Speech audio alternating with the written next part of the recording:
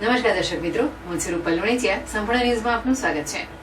પાલનપુર ખાતે Banas general hospital આવેલી છે. આ હોસ્પિટલમાં નવનિર્મિત હોસ્પિટલ બિલ્ડિંગ તેમજ અદ્યતન ઓપરેશન થિયેટર અને સીટી સ્કેન મશીનની સુવિધા ઉપલબ્ધ કરવામાં આવી છે, જેનું આજે શનિવારે આરોગ્ય મંત્રી ઋષિકેશભાઈ પટેલ અને વિધાનસભા અધ્યક્ષ શંકરભાઈ ચૌધરીના હસ્તે લોકાર્પણ કરવામાં આવ્યું હતું.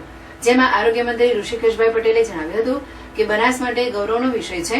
બનાસ ડેરી દ્વારા અને શંકરભાઈના નેતૃત્વમાં જ્યારે વિચાર થયો કે બનાસ પોતે જ એક મેડિકલ કોલેજ બનાવશે અને જિલ્લામાં લોકોના આરોગ્યની સુખ સુવિધાઓ સાચવવાના સંકલ્પ સાથે ચાલુ થયેલ આ મેડિકલનો અત્યારે 200 જેટલા વિદ્યાર્થીઓ પ્રતિવર્ષ MBBSમાં ભણીને પાસ થાય છે અને જમાનાની સાથે હાથ મિલાવે છે. વિજ્ઞાન અને ટેકનોલોજીનો જ્યારે વિસ્ફોટ થઈ રહ્યો છે ત્યારે આધુનિક પ્રકારના ઓપરેશન થિયેટર સાથે મશીનરી સાથે આવતા બનવાવાળા ડોક્ટરો માટે ખૂબ સારી સુવિધાઓ અને કેવલ ડોક્ટરો ભણશે તેવું નહીં પણ સારી સુવિધાઓ આ બનાસકાંઠાના તમામ લોકોને મળશે. મારી જાણમાં હમણાં આવ્યું કે બનાસના પશુપાલકો માટે 50% ફીની રાહત આ સંસ્થામાં મળી રહે છે. એક સંસ્થા પોતિકાપણાનો ભાવ આ બનાસ ડેરી અને શંકરભાઈએ ઉભો કર્યો છે. ખૂબ ધન્યવાદને પાત્ર છે. મને લાગે છે કે આવા પ્રકારનું મોડલ સહકારી સંસ્થા પોતે ગ્રીનફિલ્ડ બ્રાઉનફિલ્ડ પોલિસી અંતર્ગત પોતે મેડિકલ કોલેજ બનાવે છે અને પ્રજાની સેવા કરે છે. એ પ્રકારનું આખા ગુજરાતમાં બનાસ મોડેલ, હું તો આના બનાસ મોડેલ કહીશ, ખૂબ સારી રીતે લોકોની સેવા કરી શકશે. જ્યારે આ અંગે બનાસ મેડિકલ કોલેજના ચેરમેન પરથીભાઈ ચૌધરીએ જણાવ્યું હતું કે 2018 થી અત્યાર સુધીમાં બનાસ મેડિકલ કોલેજ દ્વારા ડેરીના માધ્યમથી શંકરભાઈના નેતૃત્વમાં અત્યાર સુધીમાં 724 કરોડ રૂપિયાનો ઓપરેશન તેમજ ઇન્ફ્રાસ્ટ્રક્ચરમાં પાછળ ખર્ચો થયો છે. આ સગવડ ઊભી કરવામાં દરેક દર્દીએ સરકારના એમઓ મુજબ 300 દર્દીને ફ્રી સારવાર આપવાની સગવડ છે.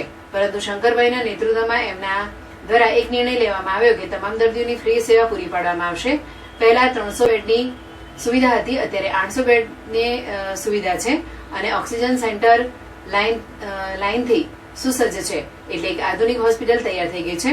આ કાર્યક્રમમાં પાલનપુરના ધારાસભ્ય અનિકેતભાઈ ઠાકર, વાવના ધારાસભ્ય સ્વરૂપજી ઠાકર, પૂર્વ સાંસદ પરબતભાઈ પટેલ, જિલ્લા કલેક્ટર મિહિરભાઈ પટેલ, જિલ્લા પોલીસ વડા અક્ષરરાજ મકવાણા, સિવિલ સુપ્રિન્ટેન્ડન્ટ સુનિલભાઈ જોશી સહિત ભારતીય જનતા પાર્ટીના પદાધિકારીઓ તેમજ અધિકારીઓ ઉપસ્થિત રહ્યા હતા.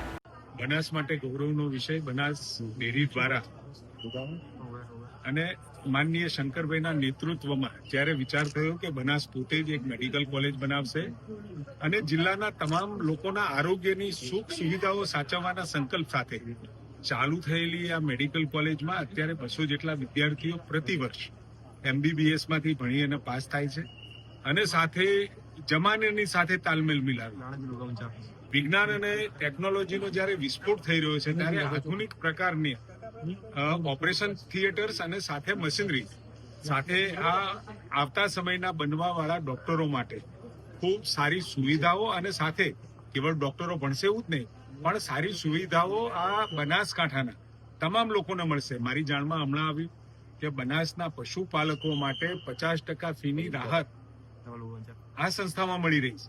એટલે એક સંસ્થા પોતિકાપણાનો ભાવ આ બનાસ ડેરીએ આદરણીય શંકરભાઈએ ઉભો કર્યો છે. ખૂબ ધન્યવાદને પાત્ર છે. મને લાગે છે કે આવા પ્રકારનું મોડલ સહકારી સંસ્થા પોતે ગ્રીનફિલ્ડ બ્રાઉનફિલ્ડ પોલિસી અંતર્ગત પોતે મેડિકલ કોલેજ બનાવી અને પ્રજાની સેવા કરે એ પ્રકારનું આખા ગુજરાતમાં બનાસ મોડલ, હું તો આને બનાસ મોડલ કહીશ, ખૂબ સારી રીતે 2018 થી લઈને અત્યાર સુધીમાં બનાસ મેડિકલ કોલેજ દ્વારા ડેરીના માધ્યમથી શંકરભાઈ સાહેબના નેતૃત્વમાં અત્યાર સુધીમાં 724 કરોડ રૂપિયાનો ઓપરેશનલ અને ઇન્ફ્રાસ્ટ્રક્ચર પાછળ ખર્ચો થયો છે આ સગવડો ઊભી કરવામાં. ગરીબ દર્દીઓને બધાને સરકારના MOU મુજબ તો 300 દર્દીને ફ્રી સારવાર આપવાનું છે એમાં શરત, પણ શંકરભાઈ સાહેબના નેતૃત્વમાં એમને એક નિર્ણય લીધો છે કે બનાસવાસીઓમાં જેટલા બી આવે 3000 આવે કે 10,000 આવે તમામની ફ્રી સેવા કરવા માટેનું એક બનાસ મેડિકલ કોલેજ અને હોસ્પિટલ તરફથી એ સેવાઓ ફ્રીમાં પૂરી પાડવામાં. હવે કેટલા બેડની સુવિધા અહીંયા ઊભી કરવામાં? પહેલા 300 બેડની હતી અને અત્યારે 800 બેડની સુવિધા છે અને ઓક્સિજન સેન્ટર લાઇનથી સુસજ્જ છે, સક્શન લાઇનથી સુસજ્જ છે. એટલે એક આધુનિક હોસ્પિટલ તૈયાર થઈ ગઈ છે. ઓકે.